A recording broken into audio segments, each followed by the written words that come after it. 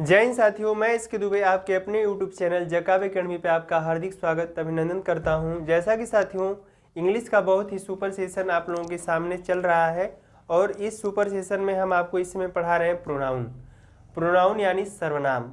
सर्वनाम से रिलेटेड सभी चीज़ों को मैंने 11 उसके काइंड्स ऑफ प्रोनाउन बताए थे और उसके सभी डेफिनेशन और कहाँ कहाँ पे कैसे किस वर्ड का प्रयोग होता है सभी मैंने आपको बताया था। और इसी में मैंने आपको केस टेबल भी बताया था कि नॉमिनेटिव केस, ऑब्जेक्टिव केस और पजेसिव केस, कर्ता कारक, कर्म कारक और संबंध कारक, जो बहुत ही मोस्ट इम्पोर्टेंट चीज़ है।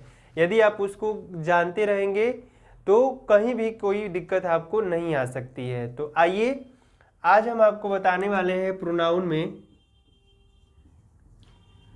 प्रोनाउन की क्लास में। आज प्रोनाउन की लास्ट क्लास है और जितने भी वीडियो पीछे आपके चढ़े हैं प्रोनाउन का आप उसको देखिएगा और हर रूल मैंने आपको बताया है और बहुत बारीकी से समझाया भी है और बिल्कुल एग्जाम्पल सही सभी के मैंने एक एक दो दो एग्जाम्पल भी आपको दिए हैं। तो आज हमको बताना है इंट्रोगेटिव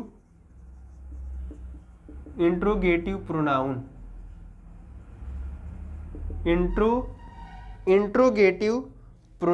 इंट्रोगेटिव प्रोनाउन में रूल नंबर आपका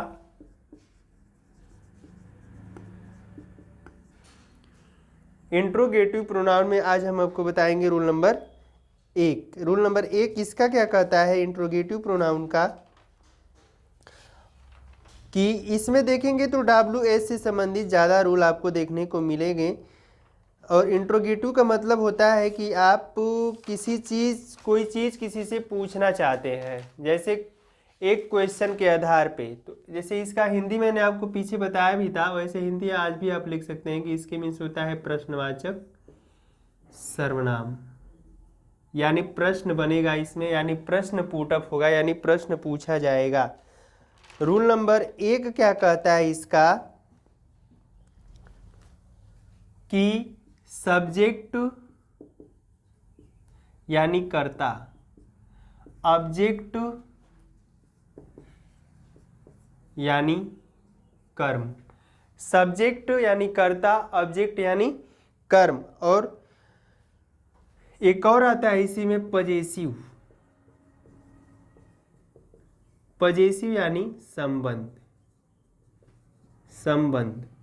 अब कर्ता के साथ किसका प्रयोग होता है, या इसकी जगह पे किसका प्रयोग होता है, तो हु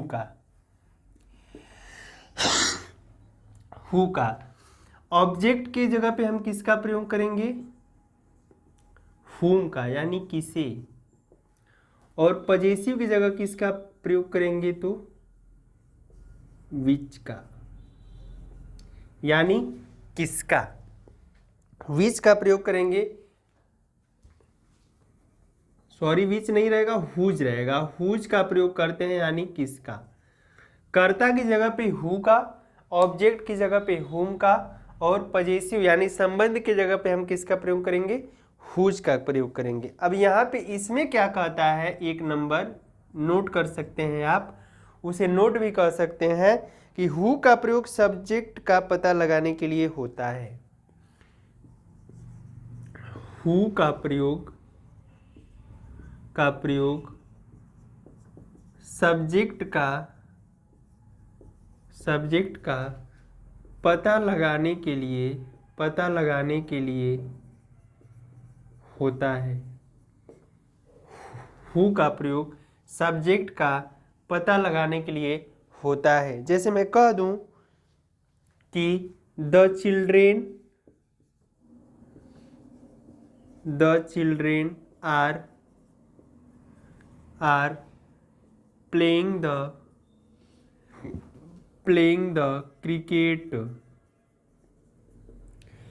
कह रहा है कि बच्चे क्रिकेट खेल रहे हैं। अब इसमें हमको यदि सब्जेक्ट ढूंढना हो और सब्जेक्ट की जगह पे जैसे हमको हु का प्रयोग करना हो, तो हम कैसे इस सेंटेंस को लिख सकते हैं। जैसे हमको पूछना हो कि कौन क्रिकेट खेल रहा है, तो हम क्या लिखेंगे कि who are playing cricket. Who are playing cricket है, यानी क्रिकेट कौन खेल रहा है, प्रश्न बन गया। वही जो कह रहा है यहाँ पे सब्जेक्ट की जगह पे हु का प्रयोग होगा, यानी इससे हम प्रश्न पूछने का कार्य करते हैं। सब्जेक्ट की जगह, यानी सब्जेक्ट को पूछते हैं हम कि सब्जेक्ट क्या होगा, तो यहाँ पे हमको सब्जेक्ट ही बताना है। जैसे पूछ रहा है कि हु आर प्लेइंग क्रिकेट, यानी क्रिकेट कौन खेल रहा है, यानी सब्जेक्ट को ही हमको बताना है। और मैंने उसके पहले लिखा भी है कि the children are playing the cricket, यानी हु की जगह पे आप किसको रखेंगे, तो हु की जगह पे आप किसको रखेंगे, तो चिल्ड्रेन को रखेंगे, यानी बच्चे क्रिकेट खेल रहे हैं। और हु क्या कह रहा है कि प्रश्न पूछ रहा है कि कौन क्रिकेट खेल रहा है। बात समझ में क्लियर आ गई आपको, नोट कर सकते हैं इस पॉइंट को। दूसरा नंबर है आपका, दूसरा नंबर क्या कह रहा है कि हुम का प्रयोग ऑब्जेक्ट का पता करने के लिए होता है। हुम का प्रयोग ऑब्जेक्ट का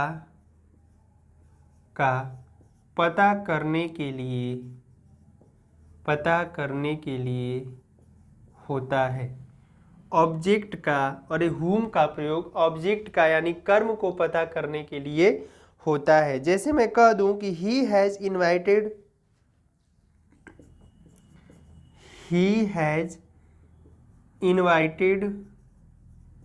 हिज फ्रेंड्स,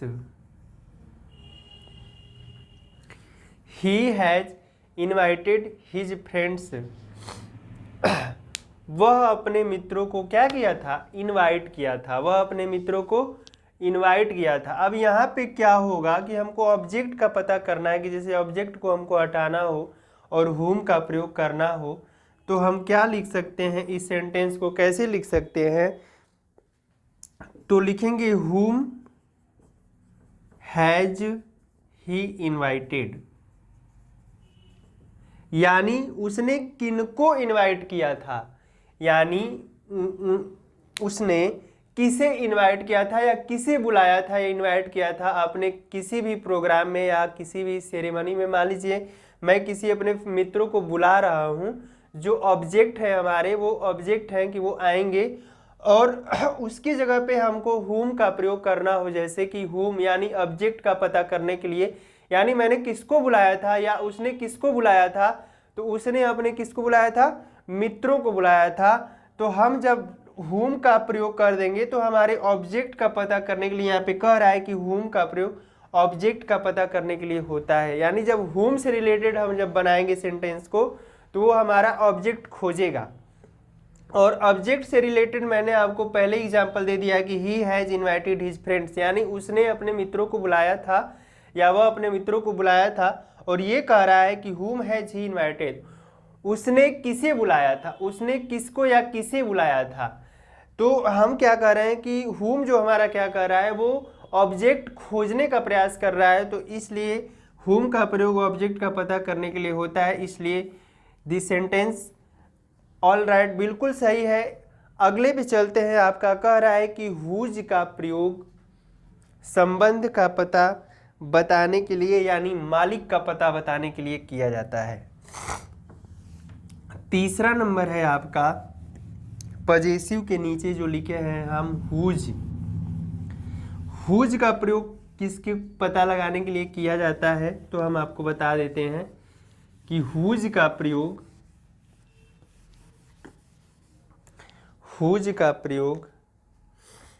तीसरा नंबर है आपका हुज का प्रयोग मालिक का पता यानी ऑनर, OWNER, ऑनर का पता लगाने के लिए किया जाता है। हुज का प्रयोग मालिक का पता लगाने के लिए किया जाता है। जैसे हम कह दें कि that car is mine, that car is mine, कह रहा है कि वह कार किसकी है, वह कार मेरी है। तो इसको अगर हम लिख दें कि whose is that car, whose is that car, यानी कह रहा है कि वह कार किसकी है। तो मालिक का पता लगाने के लिए, यानी कार कोई खड़ी है और कोई पूछ रहा है कि वह कार किसकी है, तो हम कहेंगे कि दैट कार इज माइन, वह कार मेरी है। और दैट की जगह यानी कार इज माइन हमको पूछना है कि वह कार किसकी है, तो उसके चलते मैंने किसका प्रयोग किया, हुज इज दैट कार, यानी वह कार किसकी है।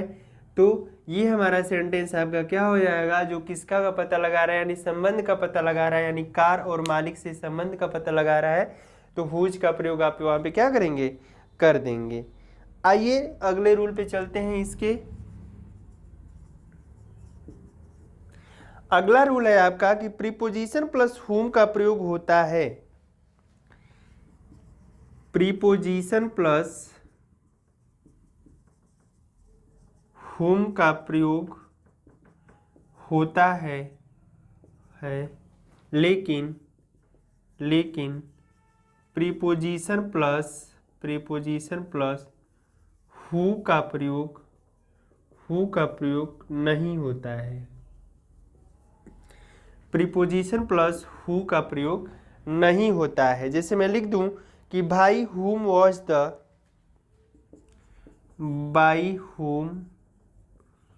वॉज द रामायणा रिटेन, कह रहा है कि रामायण को किसने लिखा है, रामायण को किसने लिखा है। तो यहाँ पे देखिए जो बाई है ये हमारा प्रीपोजिशन है और प्रीपोजिशन प्लस हुम का प्रयोग होता है, जो हुम यहाँ पे लगा है, तो ये सेंटेंस आपका बिल्कुल सही हो जाएगा। यदि इसी की जगह पर आप हु का प्रयोग कर देंगे तो ये सेंटेंस आपका क्या हो जाएगा, गलत हो जाएगा। बाई हुम वॉज द रामायणा रिटन, कह रहा है कि रामायण किसके द्वारा लिखा गया है, तो रामायण किसके द्वारा लिखा गया है, तो महर्षि वाल्मीकि के द्वारा लिखा गया है। महर्षि वाल्मीकि के द्वारा रामायण को लिखा गया है। जो लोग नहीं जानते हैं जान लीजिए। और रामचरितमानस किसके द्वारा लिखा गया है, तो रामचरितमानस तुलसीदास के द्वारा लिखा गया है। लेकिन रामायण की बात आती है, ये संस्कृत में लिखा हुआ है, जिसको लिखे हैं महर्षि वाल्मीकि, और हम लोग जो पढ़ते हैं वो हमारा होता है रामचरितमानस। लेकिन इसमें एक लेकिन पैदा है। लेकिन क्या है, नोट में लेकिन क्या है कि लेकिन प्रीपोजिशन का प्रयोग सेंटेंस के अंत में करने या होने पर, लेकिन प्रीपोजिशन का प्रयोग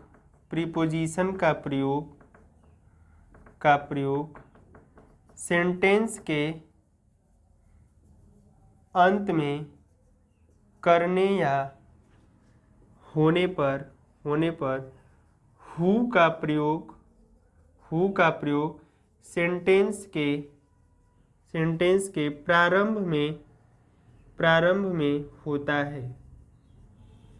यदि प्रीपोजिशन का प्रयोग अंत में हो तो हम सेंटेंस के प्रारंभ में हु का प्रयोग कर सकते हैं। जैसे हम कह दें कि who was the Ramayana written by,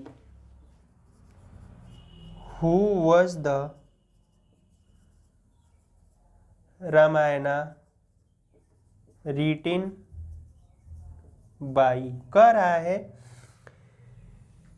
कि रामायण को किसके द्वारा लिखा गया है, यानी रामायण को किसने लिखा है या रामायण को कौन लिखा है।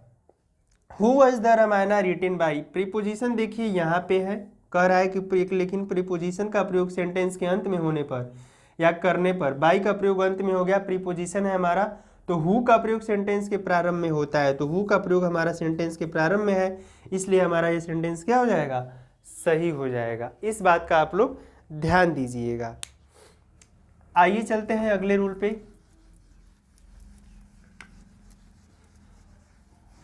दो रूल और इसके बचे हैं। तो हु हुम विच का ही प्रयोग इंट्रोगेटिव यानी प्रश्नवाचक, इसका नमवे प्रश्नवाचक है यानी प्रश्न पैदा करता है। और बहुत ही अच्छा चीज़ जो भी मैंने आपको बताया आज की वीडियो में कि हुम विच, अगला है कि विच का प्रयोग सब्जेक्ट तथा ऑब्जेक्ट का पता करने के लिए होता है। रूल नंबर नेक्स्ट है विच का प्रयोग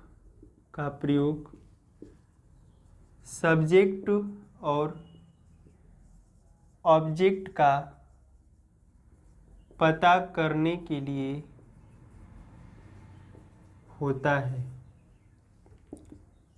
पता करने के लिए होता है, और चुनाव और विकल्प पता करने के लिए भी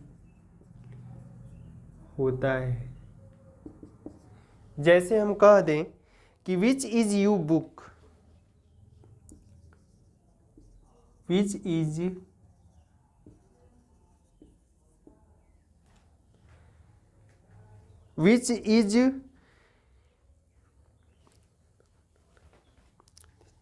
नहीं तो दूसरा एग्जाम्पल आप लिख लीजिए, विच